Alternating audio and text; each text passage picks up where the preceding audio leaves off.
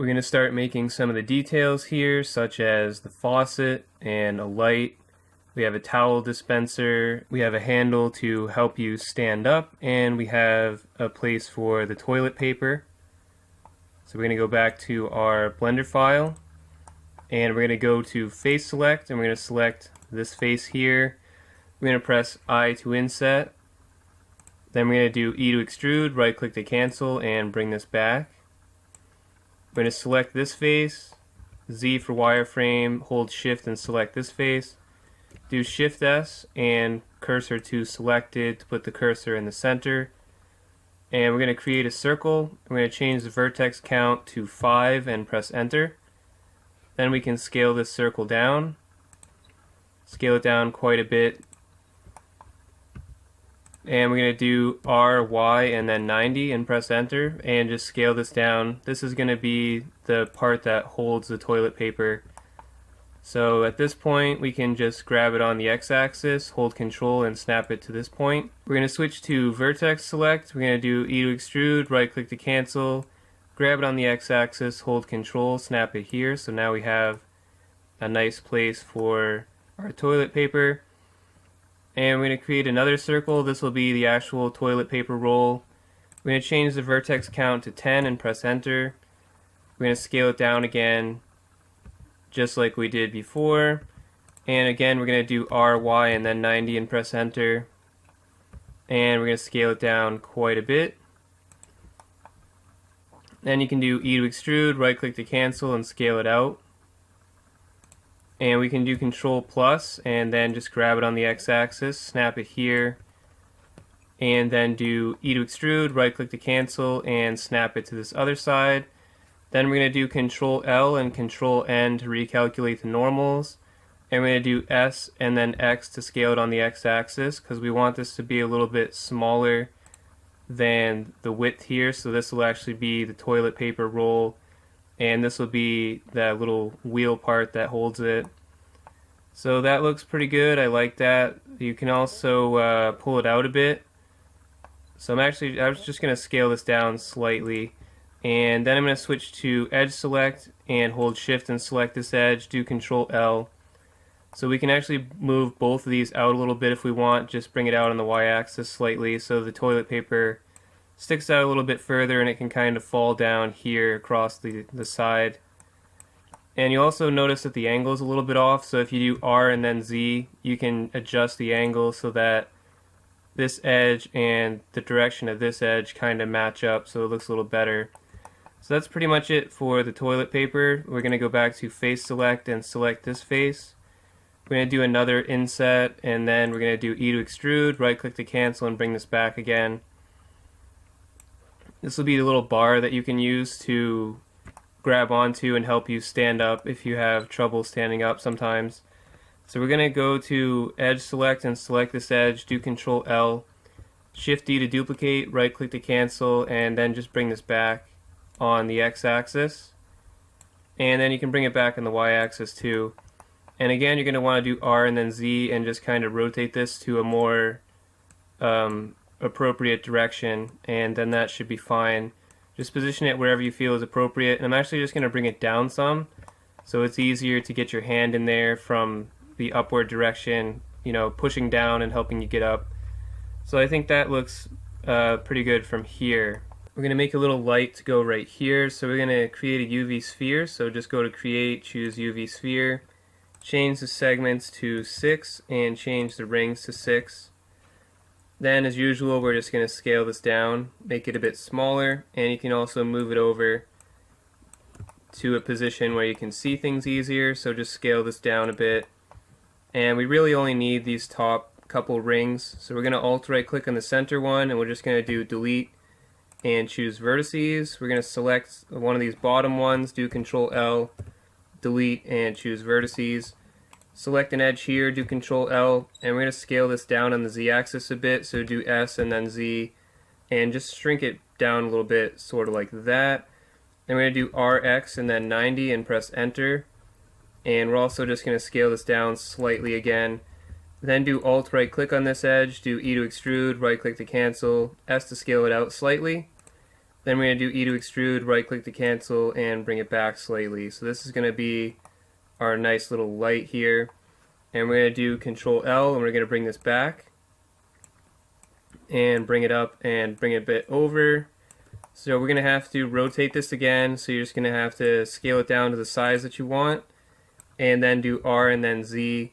And kind of rotate this until all the vertices are visible.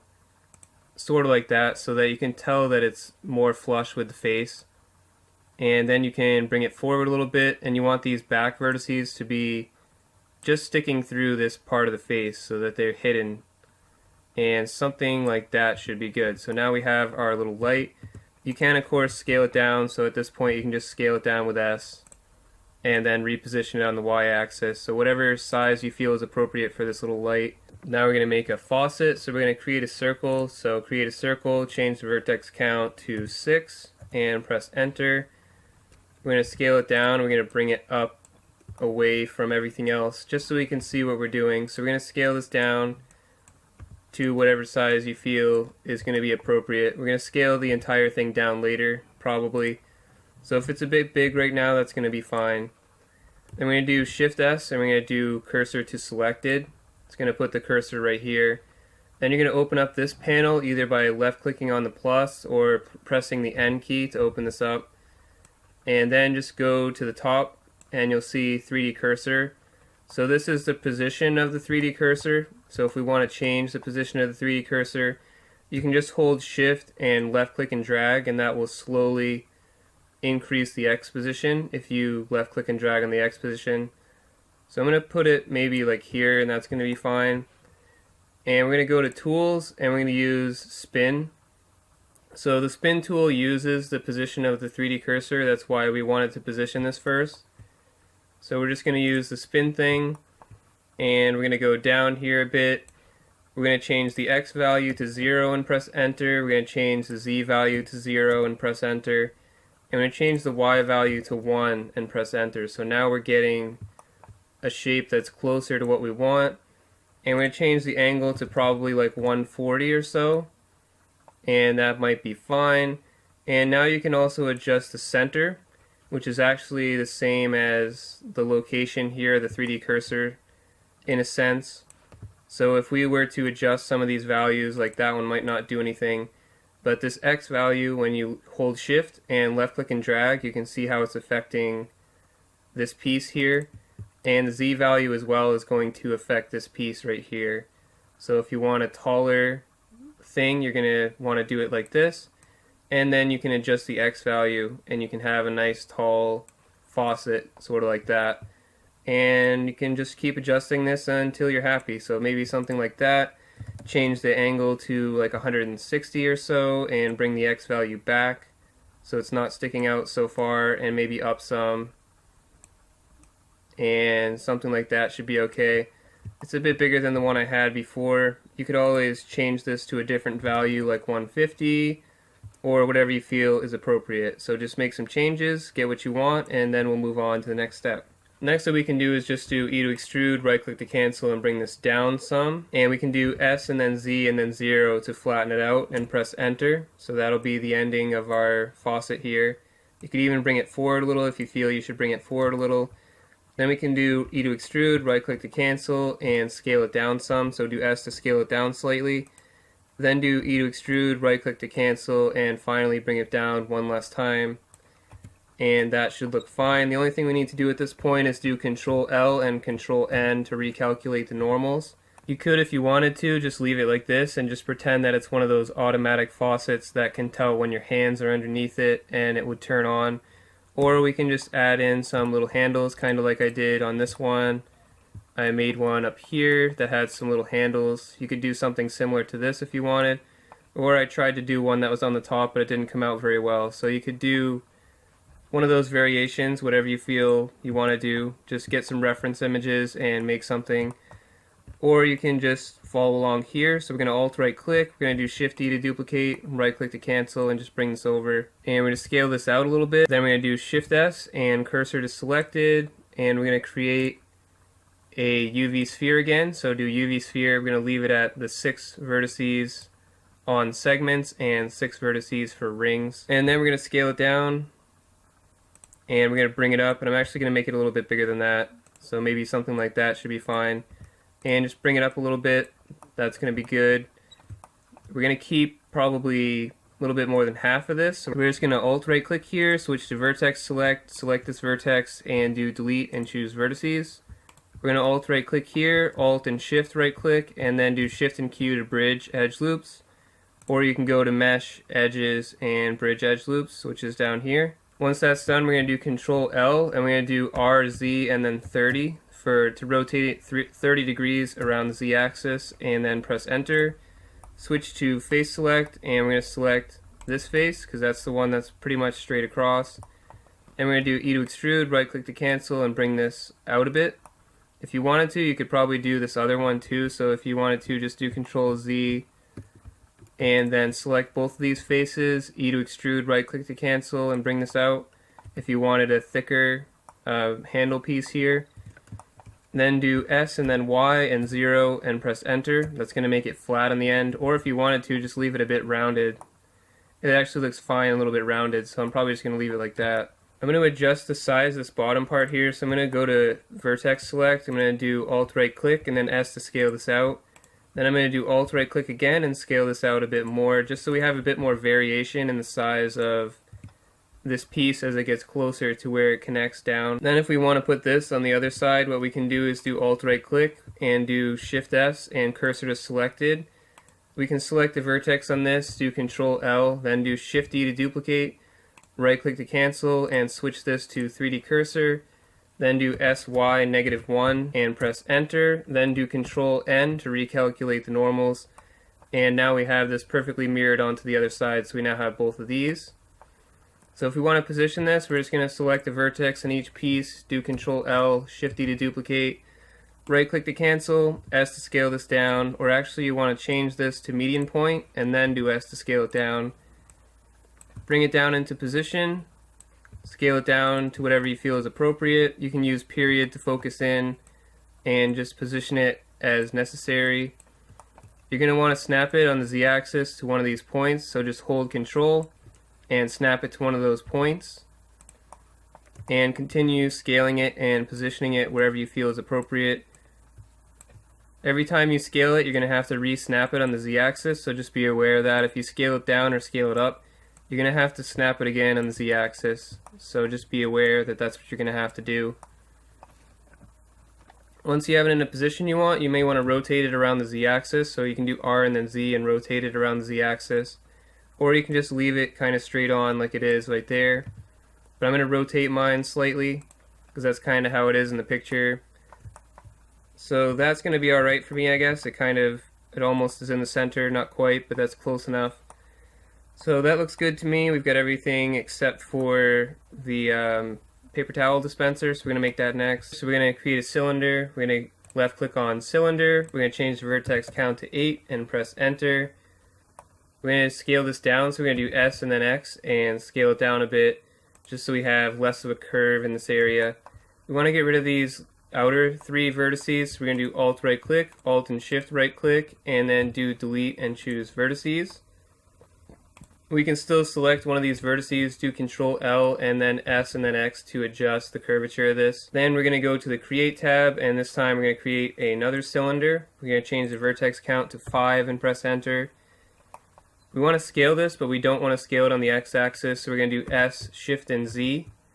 We don't want to scale it on the Z-axis rather, so do S, Shift, and Z. That will exclude the Z-axis. And scale this down quite a bit. And then we're going to bring it over. We're going to bring it past this point. Then we're going to grab it on the Y-axis, hold Control and snap it to that point. Grab it on the X-axis, hold Control and snap it to that point. We also actually just want to bring it forward a little so that it's pretty much right up next to it. Then grab it on the X-axis, hold Control and snap it to that point. So now the top point right here, these 2 top points should be exactly at the same position, and the two bottom points should be in the same position as well. So you can scale this bigger or smaller, but then you're going to have to do the snapping again. So if you do the scaling, S, Shift, and Z, you're going to have to snap it again on the y-axis as well as on the x-axis. So we're going to join these together. We're going to hold shift and select one of these points, do Control L, W, and then remove doubles. We're going to switch to edge select, and we're going to select this edge, and we're also going to hold shift and select this edge, just the inner edge that should be the one that was joined together with both these pieces. We're going to do E to extrude, right click to cancel, and bring this back. We're going to do S, X, and then 0 to make sure they're at the same X value and press enter. Then we're just going to press F to make a face here. So this is the back of our paper towel dispenser that will be up against the wall. We're going to do Alt right click, we're going to do F to make a face, and we're going to do I to inset and just inset this a bit. Then we can bring it up a bit on the Z axis. Then we're going to go to the bottom, so we're going to Alt right click on the bottom, and we're going to do something similar. We're just going to E to extrude, right click to cancel, S to scale this down. We're going to need the add-on again, so we're going to need the loop tools. So make sure you go to user preferences, add-ons, type in loop, and enable your loop tools add-on by making sure there's a check mark here, and then close this. Then you can do W, loop tools, and circle, S to scale this down, and you can reposition it here. It may help to have another edge loop around this, so we're going to do Control R, left click, then press E, and bring this close, and then that should be fine. We're going to Alt right click here, bring this down, S to scale it down a bit, and maybe bring it up slightly. Then we're going to do E to extrude, right click to cancel, bring it down again, S to scale it down quite a bit, and this will be the part where the paper towel comes out of. So that's going to look alright. Now we're going to do Control L, and we're going to bring this up a bit. We're going to scale it down a bit. So now we have our two pieces here. I'm going to do Shift E to duplicate, right click to cancel, and bring this down. We're going to scale it down as well. You can use period to focus in on this and just continue scaling it, positioning it. You can position this pretty much wherever you want. I'm going to do R, Z, and then 90 and press enter so it can fit up against this wall. But you can position this pretty much wherever you feel the paper towel dispenser should be positioned. I think some of them might have had it on the inside of this part of this wall, but we don't have it really thick enough to do that. But it is a potential option if you make this a little bit wider. So I think kind of over here, maybe a little bit higher, is going to be appropriate for us. So you just want to make sure it's not sticking through here, just kind of drag it until it's not really sticking through. And you can even just kind of make this part shorter by doing S and then Y and then kind of skinny, making it more skinny and bringing it back some more. And you can actually snap it back to here and then kind of bring it forward and bring it out a bit so it's not going to be sticking through. So that should be fine. Looks like a good position for our paper towels. And looks like everything else is in a good spot. So we're just going to save this by going to File and Save. Thank you to our awesome Patreon supporters. If you'd like to become a Patreon supporter yourself, head on over to patreon.com/StephenBrooks. Thank you for your support.